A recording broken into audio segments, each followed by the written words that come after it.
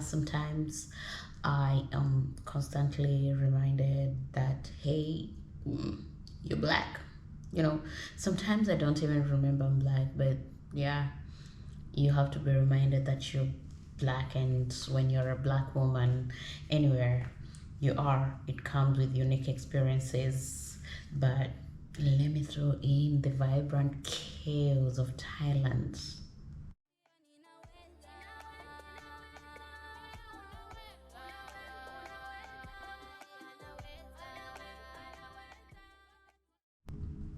Hello friends, how you doing today? I hope you had a good day, you enjoyed your day, and welcome back to my channel where I dive into candid conversations about life, culture, travel, and anything in between. And today I'm getting real about what it is like to be a black woman living in Thailand. Okay, now living in Thailand, and well, personally I don't care much about a lot of things, but sometimes I am constantly reminded that, hey, you're black. Sometimes I don't even remember I'm black, but yeah, you have to be reminded that you're black, and when you're a black woman, anywhere you are, it comes with unique experiences. But let me throw in the vibrant chaos of Thailand, because I've had stories to tell, but it's not I can say it's not too chaotic being black in Thailand for me. And please, before you come for me, remember, this is my experience and everyone has their own story. So if whatever I have experienced as a black woman in Thailand does not relate to what you have experienced as a black woman in Thailand, do not come for me, because our stories could be different. All right, so let's get into it, and I am going to categorize my experience into three categories. That is the good, the funny, and the nasty, the bad part of being black in Thailand. So, and I only have 15 minutes to talk about these things. I will try my best. I'll try not to be a chaotic storyteller, cause I know I'm one. I'll try my best, I promise, okay? Cause my friends told me that, yo, I need to up my storytelling games if I wanna survive in this. I guess I will try. So, and without wasting time, let me get into it. Did I say without wasting time? Sorry. Without wasting time. Dang, English is not my language. I try. Anyway, let's start. The good part of being a black woman in Thailand, especially if you are living in the big city, or maybe Bangkok, Phuket, Chiang Mai, Pattaya, big touristic cities, is I cannot use the word unnoticeable, but I use the word of I'll just say nobody cares. Yeah, like nobody cares what skin color you are, unless someone just has their own issues. So the Thai people will always be very friendly, and as it goes, this is the land of smiles. They will smile at you, they will be polite to you, they'll try to talk to you. If you're going to maybe a place and you don't know where you're going, they will try and help you. So it's the Thai people are very helpful, and they, in my own experience, they really like it when a foreigner approaches them and asks them questions. And if one speaks English, they, it's like that's their time to shine and show off their skills of speaking English. So they will try. In fact, Thai people don't speak so loudly, in my opinion, but when you speak to them in English, I don't know where this volume comes from, and I take it like showing off, like, I can speak English, I can speak this language, and this foreigner is speaking to me. So it's really nice to watch, it's really nice to talk to them. The English might not be so good, but you enjoy the conversation with them. Broken, sometimes they'll throw in the Thai and try to teach you some little Thai. So the friendly part, everyone, well, please, not everyone, but almost everyone is friendly. They smile at you, they try to help you. That's one of the good parts. Let's go to the funny part, and this is one of my favorites as a Black woman living in Thailand. The hair. This, I think I like it right now. I like my hair, do you like it? So the African hair confuses the Thai people a lot, because we Black women, we like to change our hairstyles after 2 weeks, 1 month, 3 weeks. One day you have straight hair, the other day you have braided hair, the other day you have afro, the other day, we just like to play around with our hair. One day you have long hair, the other day you have short hair. Well, for me, for those who know me, they know that I prefer having shorter hair, because I have issues. Let me just say that I just have issues. I prefer short hair because it's easy to maintain somehow, and I like to explore. I'm not scared of starting afresh when it comes to hair, so I like to explore, and I've done that like 3 times now in Thailand. Like, 1 week these guys see me with long hair, the other week they see me with short hair, and they're like,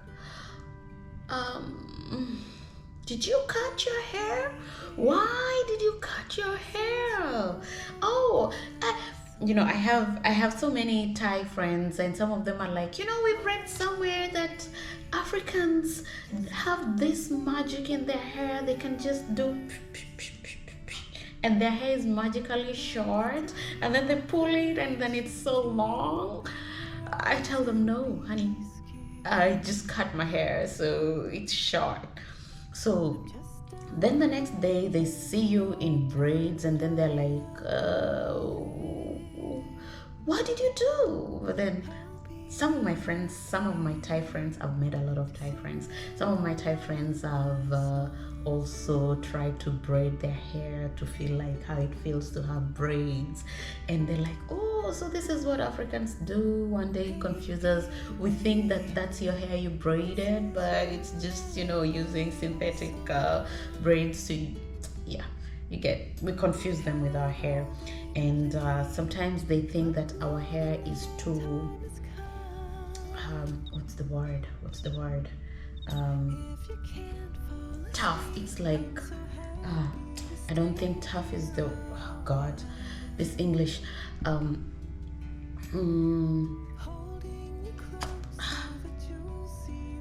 you know what I'm trying to say, like it's not soft. But then I'm like, well, I don't know about people's hair, but mine is not so tough, and I unlike other African people, like African women, I don't know. I don't have insecurities with my hair, so I do allow the ties to touch my hair. Cause first of all, I sometimes deal with very young babies, and you cannot be like, don't touch my hair. They want to play with it because it's something new. It's something new to them, and they find a lot of joy playing with it. So I just allow them to. So yeah, and then one of them told me, I thought African hair is so tough because it looks so thick and so like it looks like you're wearing a heart or something. And I'm like, no, no, no, it's just hair, just normal hair, just that it's frizzy or you get what I'm saying? Yeah. So the next funny thing, when someone meets you and then they ask you, hello, what's your name? And I say, my name is Neil. They're like, the next question is always, where are you from? And I say, I'm from Kenya. The next question is like, South Africa. Oh, honey, no, not South Africa, Kenya. Oh, is it in Nigeria? No, Kenya is Kenya. So it's like very hard to explain to, of course, not every Thai, but this is what I've experienced. Not every Thai, because I don't think in school they learn a lot of history, African history, so I get where they're coming from. So it's hard to begin to explain to a person that besides South Africa and Nigeria, we have 50,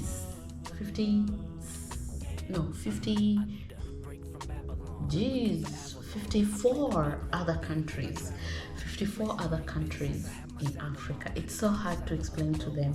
It's so hard to tell them that South Africa is in the south of Africa, Nigeria is in the west, and Kenya is on the east. And then they're like, okay. You know, that's the end of the conversation because they don't know what else to say, because it's like you're talking jargon or some rocket science at the moment. Yeah. So that's another thing I find funny. The last thing I find to be very funny is the staring. See, these people can look at you. They can, someone could be riding on a motorbike and they're turning back to look at you. Especially if you're not maybe in some cities in Bangkok, like let's say you travel to the remote parts of the north, or just somewhere where there are not so many foreigners. My God, the Thai people can stare. They can look, and then you can see that they want to say something, but they cannot communicate. So all they can do is just stare. So at first I was finding it very uncomfortable. But boy, oh boy, I mastered the art of staring back. Nowadays, you look at me for like 2 seconds, I'll be looking at you too. We'll be staring at each other. Let's see who looks away. Like, well, I don't do, that the comedian, I think on Instagram or on TikTok, who is like,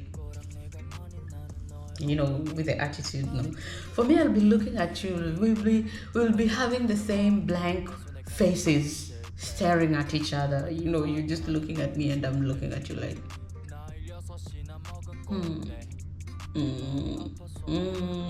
and then they'll be the one who will smile and look away, and then they'll be like, some of them will be like, hello. Yeah, I find some.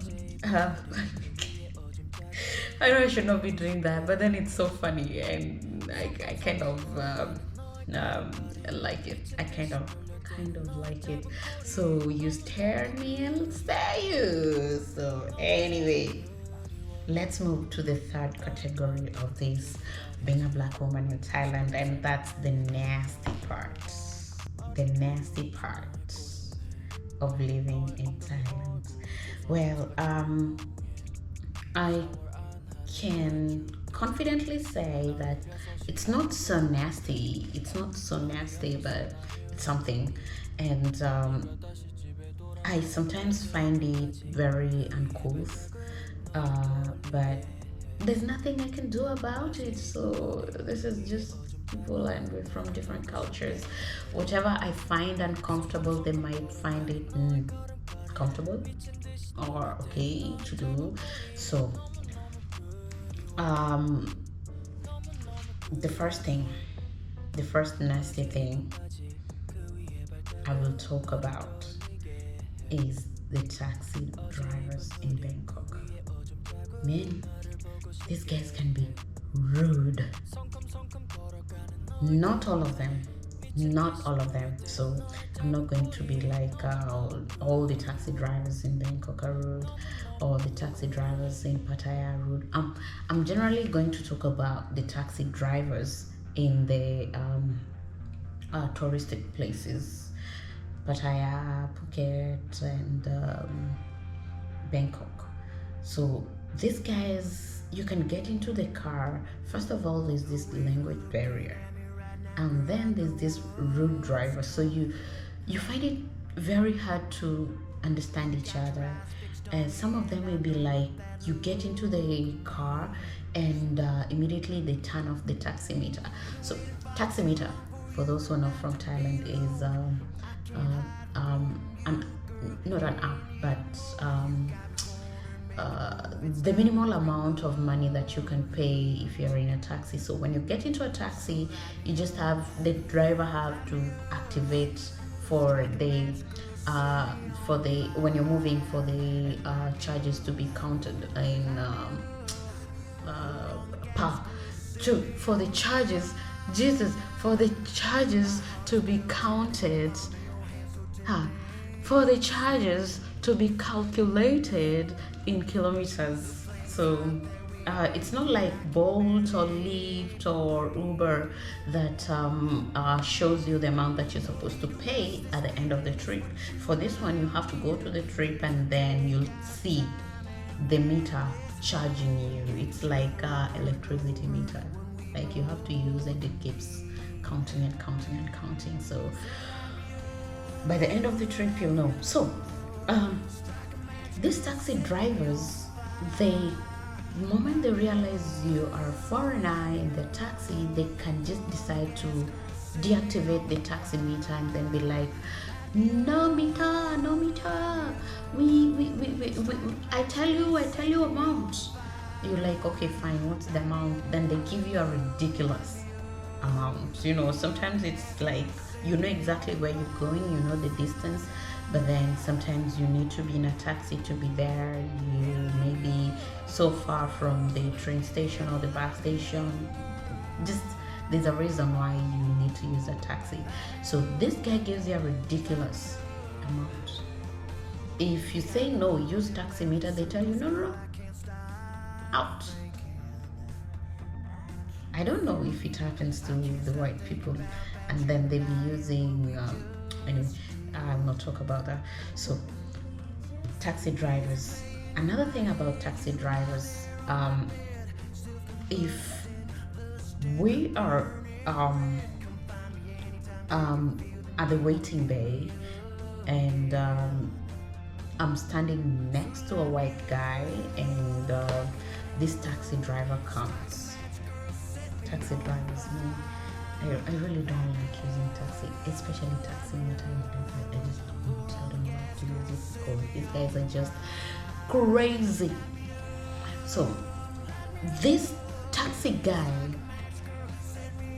will look at you, look at the white guy, me as a black woman, I'm the one who stopped him, but he's not going to pick me up.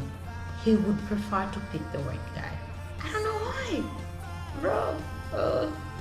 I'm also going to pay. You're not taking me for free. Hello. But they prefer to pick up the white person instead of you. That's one thing I do not understand. And then the next thing, being black. Jobs. Man, being black is weird. I probably think in my next life I should be a cockroach. Joking. So, jobs.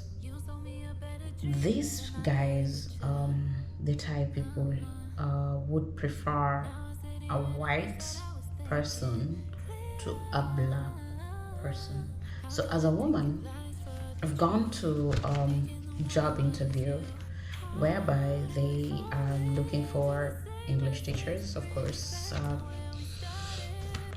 But about that, that's another thing that is sometimes outright there in job advertisements. Like they'll be like, okay, we're looking for this particular kind, if they're looking for a foreigner to work for their company, we're looking for these particular foreigners to come work for our companies. We prefer from these countries, A, B, C, D. But if you're not from A, B, C, D, you better be white. You get, like, just come from anywhere else in the world apart from A, B, C, D, but you better be white. Yeah, you get what I'm trying to say. So that's another crazy thing. And the last but not least about the nasty part is the misconceptions about blacks. As a black woman, I've seen people, like, when I get into the trains and I try to sit down, you see someone holding their sheets, like, bro, I'm not going to take your shit. And some people just, you just black and just moving. And I've had a drink with the Thai people, and when they're drunk, they tend to ask you some crazy questions like, oh, do you have HIV? You're like,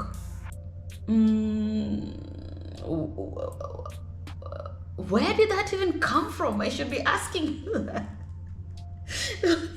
Like, it's insane. Or do you guys, like, have internet? Or crazy things about Africa, the crazy things the comedians say about Africa, these guys say they take them seriously. So there's this misconceptions about the black people. And another misconception is in the big cities, most black women are taken as the women of the night. If you know, like, whenever you're walking the streets, the Thai people will be looking at you like, the woman of the night. Or you're up to looking for little, you know what I'm trying to say. I don't want to say it here because I'm shy. So that's the misconception. Like, it's I really, as a black woman, I really avoid going to some places because they would think that that's what I'm there for. I might just be genuinely be looking for something different, but they'd be like, oh, she's here. And you'll see some Thai people asking you, like, short time, long time. Or you get into a taxi, before you even tell them where you want to go, they'll be asking you if you're going to the red light, red districts and shit like that. So anyway, I hope you enjoyed, like, that. I've talked too much. That's more than 15 minutes. I thought I should be having just 15 minutes. I hope you enjoyed this candid chat. I tried my best today. I hope I was not chaotic. And please don't forget to hit the subscription button. Please subscribe. like this video, like join into the discussion. There's a lot that I did not talk about. I just took just a little bit of what has happened to me. And remember, this is my own story, this is my experience. If your experience is a little bit different, please don't come for me. Please share your experience if it's different. Generally, my experience is beautiful. It's like 70% beautiful. There's other things I will talk about before I get into like the real travel, when you're going to places, enjoying places, and showing you all that I've been enjoying. Oh, yeah. That's it. I'm done. Remember to infuse your personality. Be vibrant. Don't forget to smile and please subscribe. Goodbye.